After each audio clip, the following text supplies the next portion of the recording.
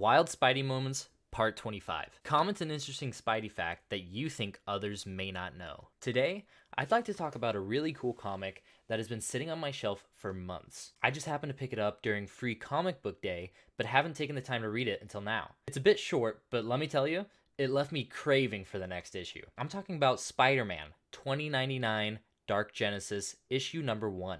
Released earlier this year in May. The story takes place in Nueva York on Earth 2099, with Miguel O'Hara as our main protagonist. If you couldn't tell from the cover art, there's some symbiote business going on here.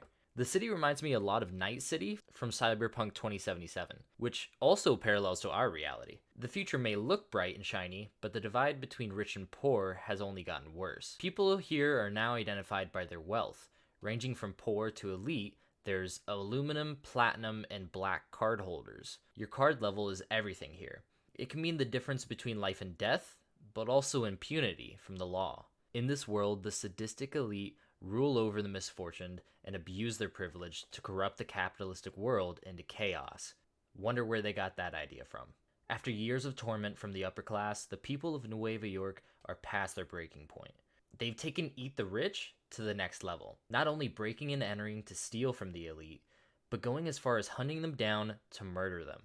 This group of gutter wash, as some corpos may call them, broke into the wrong penthouse that night. Michael Eric was a former black card holder, but also a major shareholder at Alchemax International. If you're unfamiliar with their corporation, all you gotta know is they're evil.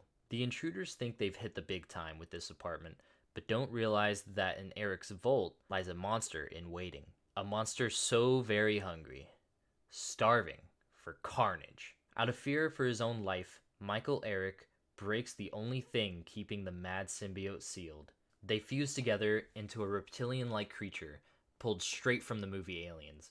Bursting through the vault door, they thirst for violence and blood. Making quick work of the thieves, Carnage drains them all.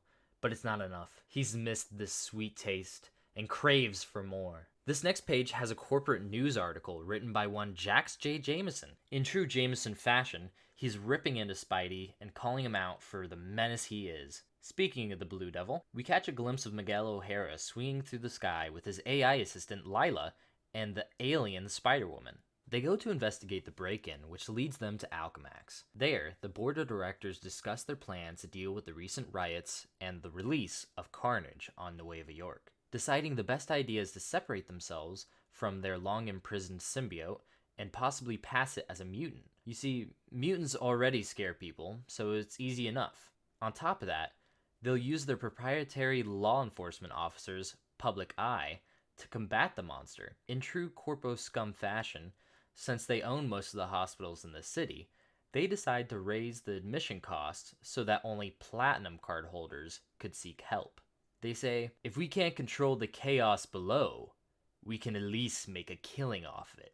Literally, down below, in Alchemax Plaza, a mob of civilians feed Carnage their elite. People are angry and confused. The symbiote can feel their blood running hot. He uses their rage against them, manipulating them into thinking he's on their side. The sadist, Michael Eric, was once a black card holder who loved to hurt the innocent.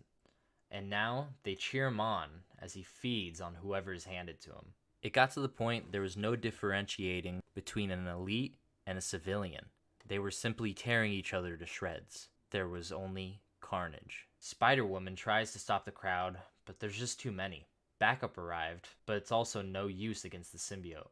We see a member of the public eye sending one last voicegram to his daughter, apologizing for his expected tardiness, and sending his love as he heads into the carnage ahead.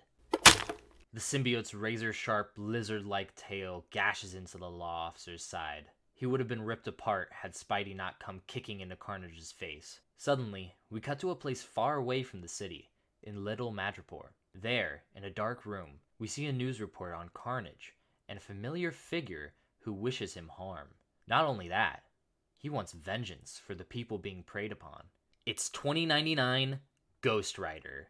In a flash, we're back to the streets of Nueva York, watching the Spidey duo trade blows with the raging monster. Eventually, Miguel and Carnage maim each other and reluctantly make their retreat. The symbiote tunnels away, while Spider-Woman practically drags Spider-Man out of there, his wounds burning from a strange infection.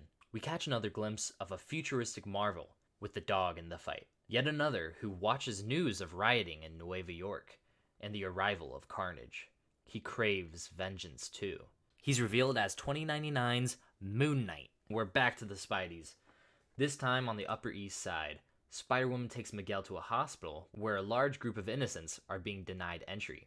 They're all aluminum card holders, and therefore are refused treatment. Miguel tries to help an old lady and small child when even he's beaten to the floor. Luckily, Spider-Woman is still nearby and yanks him out of there. In the boroughs of West Manhattan, we see the public eye officer from earlier stumble home to his daughter. He collapses into her arms, saying he was denied aid from the very same hospital she was born in. There seems to be no hope left when the young girl, Aaliyah Bell, reveals to us all her dark secret. Something inside her can help. It wants out. It wants to heal her father, to heal the world. Watch out, Nueva York. Here comes trouble. Here comes Venom.